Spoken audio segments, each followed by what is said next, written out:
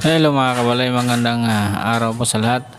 Ayan, nandito po tayo sa unit ng isa nating kabalay, no, na ongoing po siyang nagpapa-finish ng wall dahil ang turnover sa kanya ay hindi siya finish. Makikita mo pa talaga yung hollow block.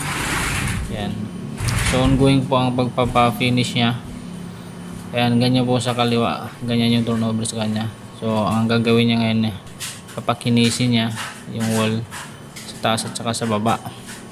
So magkano kaya ang kontrata sa ganyan dito sa Pasinaya Northeast?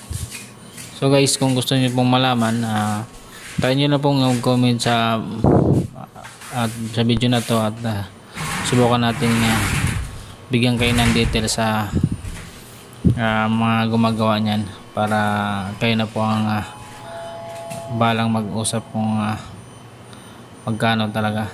So ayan, maganda naman po ang resulta. Ang ganda naman guys pag nakaganyan, naka-finish na yung wall, din applyan nyo na lang ng concrete resin sabay pintura na. Ayan, hindi katulad ng iba, ang ginawa naman nila ini-skim coat muna, ini-skim coat nila pala.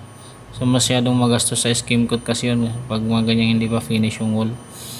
So pag ganyan mas pulido tingnan, tapos makapit pa yung pintura. So yun guys, kung gusto nyo malaman, comment lang po kayo. Yan lang ang vlog natin ngayon. Bye bye.